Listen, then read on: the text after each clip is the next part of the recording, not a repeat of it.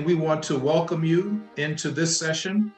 My name is Kevin Wayne Johnson. I am the founder and Chief Executive Officer of the Johnson Leadership Group. We're based on the East Coast in the United States, in the great state of Maryland. I'm located about halfway between our nation's capital and the city of Baltimore. I have been doing leadership development training and executive coaching for a good number of years, following 34 years of total service with the federal government. And we work with the city, state, and federal government agencies, small to mid-sized corporations, nonprofits, academia, and also with faith-based organizations, including local churches. This session is going to be simply entitled Effective Communication. Communication is something that's desperately needed and wanted throughout all of our enterprises, all of our organizations, but you can use the tips and strategies that I'm about to share for both your personal and professional development. So on that note, let's get started. And I will bring up the slides for you to follow along and be a part of the conversation. Kevin Wayne Johnson. I have a small team of about 10 people, a nice diverse group of individuals that do work across the number of venues that I just explained. And this session, Everyone Communicates, Few Connect, will walk us through what the most effective people do differently. Now, I'm going to spend some time sharing with you 5 basic principles and 5 basic practices that help us all to connect and find the common ground when we're communicating with other people, when we're having that conversation and we're having that dialogue with others to make it fruitful, to make it important, to make it effective and efficient in all that we do and all that we say.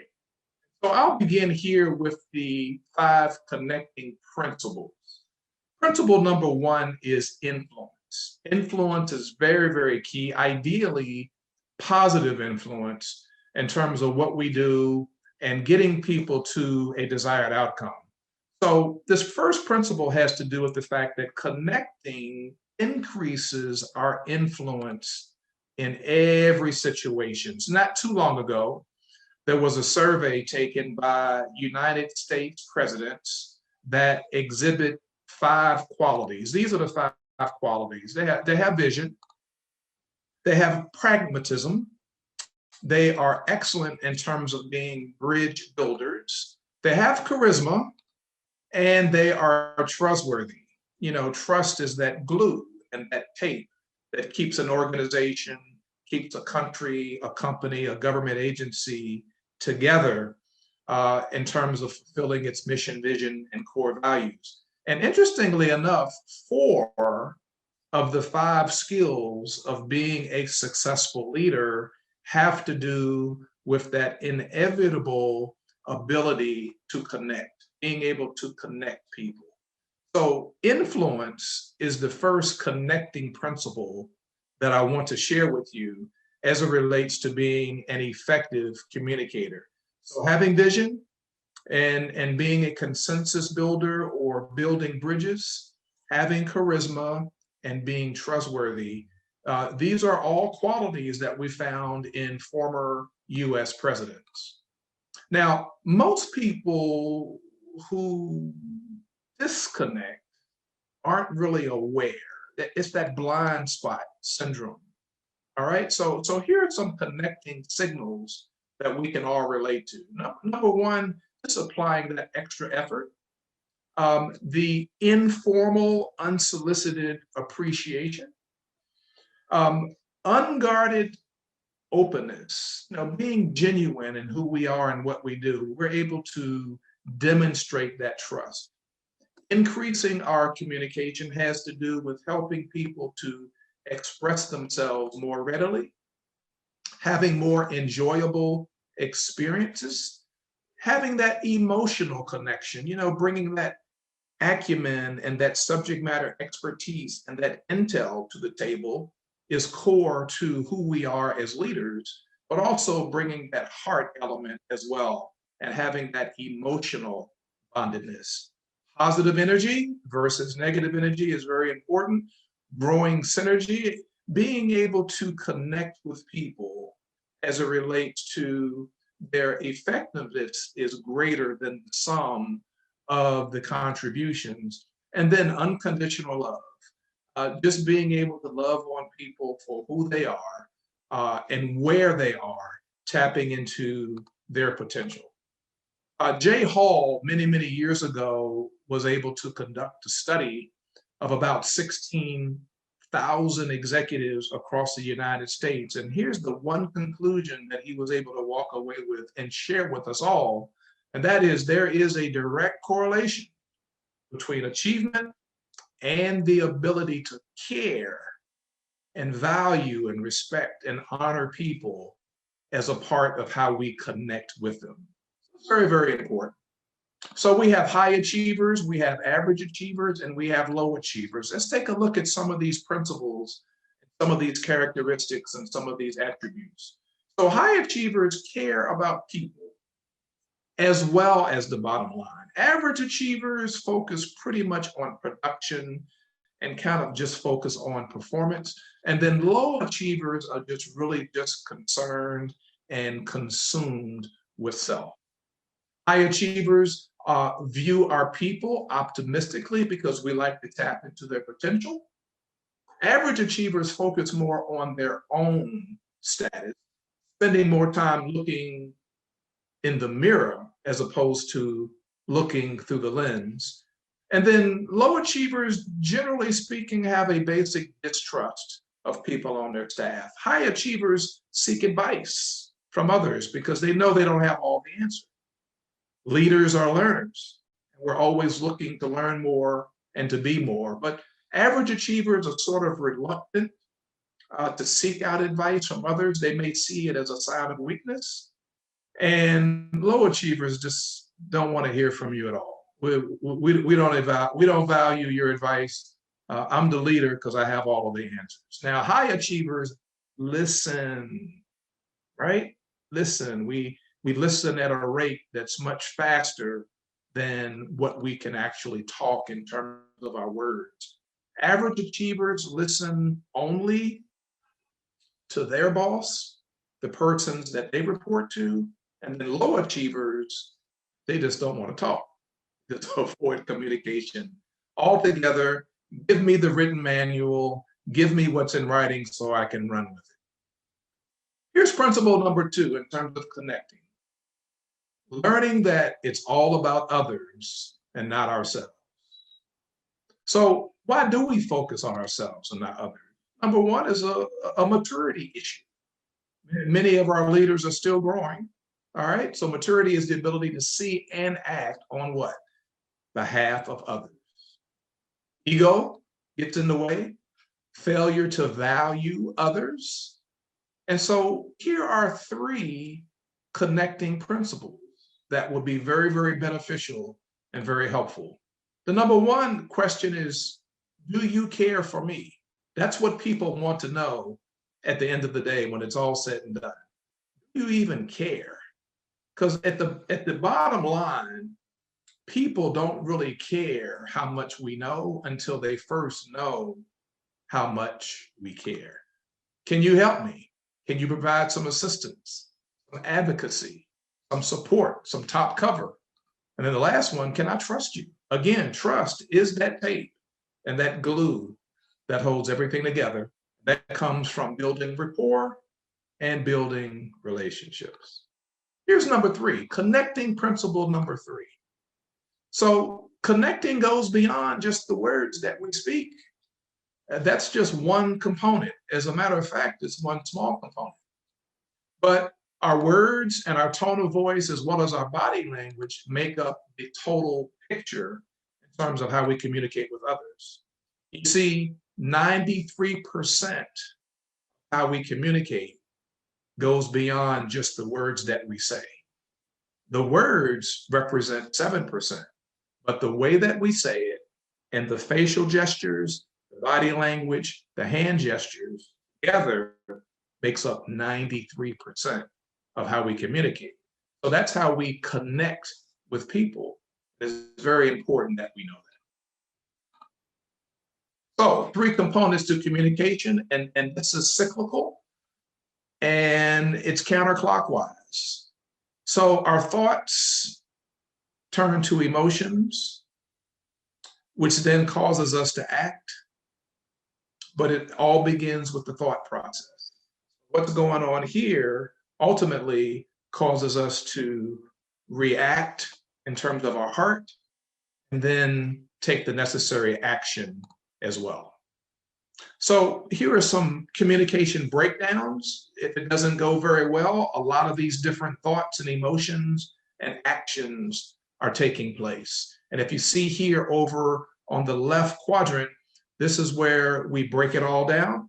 And then under thought, which is knowing, and under emotion, which is feeling, and then action, that verb that causes us to do something. You'll see here that if we're dispassionate or theoretical or unfounded or hypocritical, presumptuous or mechanical, we're causing others that we're communicating with to have these feelings. And it's very, very important in the communication process. Again, whether it's personal or professional development, this is very key and very, very important. And these are areas in which we actually break down, and the communication breaks down as well. So action is something that we do, thought is something that we know, and emotion is something that we feel. And together, it all comes together in terms of being able to connect with people as a part of our community. Number 4 is energy. You and I have to bring energy to the table and what we're doing, because our energy shows our passion and our zeal and our enthusiasm topic. So if we were to present or have a conversation or communication in a very monotone voice with lack of expression and not really feeling that we either know the topic or are interested in the topic, I'm going to break down our ability to communicate effectively. So here are 4 things that you and I cannot do as a part of our communication. We can't come unprepared. We cannot come uncommitted. We cannot come uninteresting, and we cannot show that we're uncomfortable. All right. And 3 of these 4 require a lot of effort and a lot of energy, because we have to show initiative. We have to be clear. We have to show some patience, and we can't be selfish. It's not all about us. And we have to have that stamina. We have to be ready. We have to bring the proper energy in everything that we do. Here's the last one, under connecting principles. These are principles. These are foundational characteristics and attributes in terms of being a better communicator. So communicating and connecting is more than just a skill. All right, but it can be a natural talent. You take a look at this image here, you see right in the middle, successful connecting has everything to do with our relationships, because relationships can be long lasting or they can be fleeting. Sacrifice, making that necessary sacrifice to get better, to do better, to want to do more and go the extra mile. Insight, that's what we know. That's the intel and the acumen and the subject matter expertise that we bring. And then success, what have we done? What's our prior track record? What do people say about us? Our reputation. Then, of course, our ability to do based upon our knowledge, based upon our skills and our know-how. All of this encompasses successful connecting. All right, so now that we have looked at those connecting principles, the foundation, now let's put what we know to action. This is all about effective communicating, what people do differently that excel in their ability to achieve common ground. That's the first practice, and the ability to connect. So number 1, connectors connect on common ground. What are our like interests? What area of the country did you grow up on?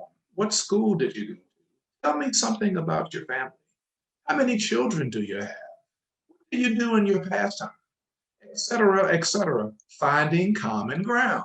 And once we find that common ground, we have so many things to talk about. But here are some barriers, right? We tend to make assumptions. Sometimes we can get a bit arrogant, also controlling, and just being indifferent. Bottom line, we don't really want to take the time to get to know other people so that we can find out what that common ground is. But that's actually a barrier, and that will actually keep us from being able to connect with others.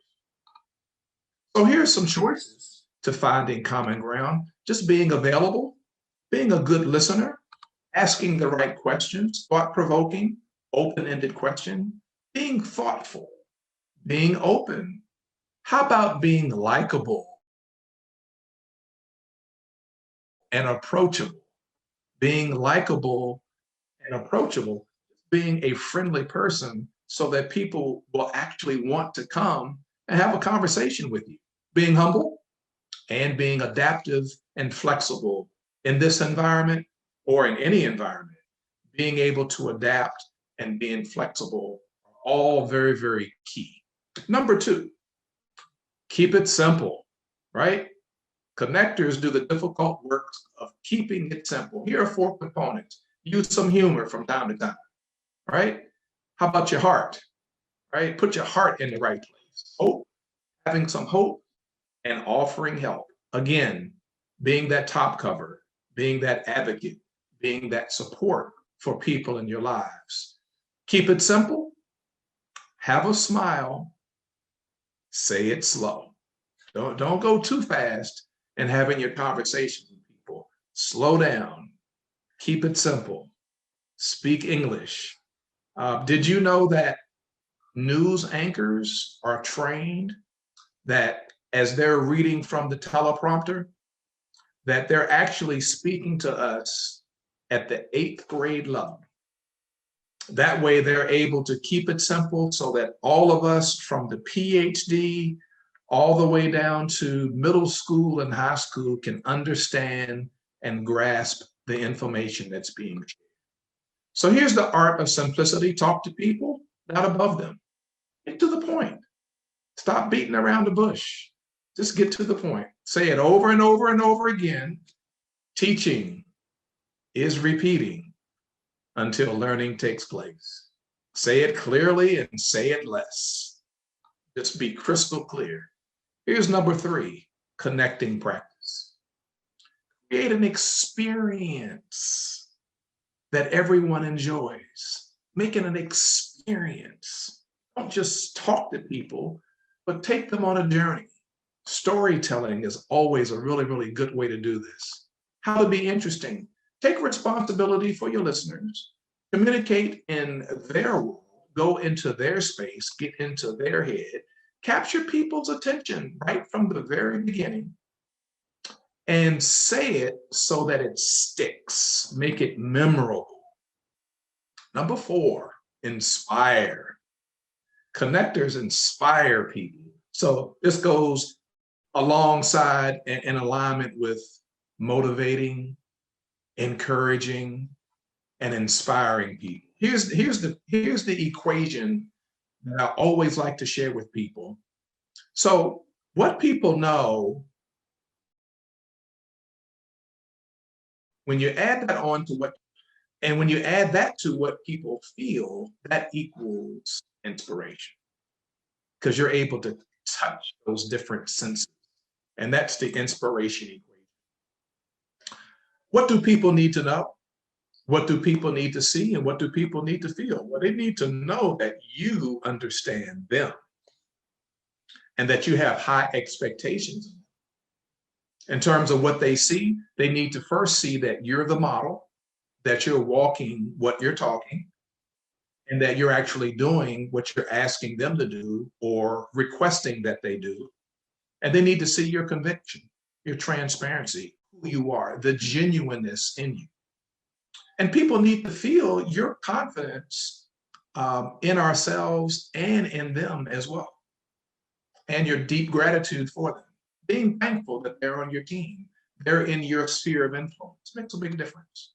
Here's the last connecting practice, and it is credibility. Now, this is the currency that connectors have. So here's a checklist. Have I connected with myself? Is there a high level of self-awareness? Have I made my right? Have I made right my wrongs? In other words, have I made corrections? Have I asked for forgiveness? Do I recognize and acknowledge I don't have all the answers? That's okay. Am I accountable? Do I lead like I live, and do I tell the truth? Credibility piece right there. And question number 5, do I tell the truth? And do I walk the walk? Am I vulnerable? Again, not coming across like I have all the answers, but guess what? I need people on my team to help me because I have some areas of weakness and I have some blind spots. I don't have all the answers. None of us do as leaders. Am I following the golden rule? Do I deliver results? If I'm asking others to deliver results, the question is, do I deliver results? So, ladies and gentlemen, those are the 5 connecting principles and the 5 connecting practices as it pertains to being able to be an effective communicator. Again, my name is Kevin Wayne Johnson, founder and CEO of the Johnson Leadership Group. I want to thank you so much for your attention and looking forward to actually seeing you and meeting you in person one day real soon. Be well.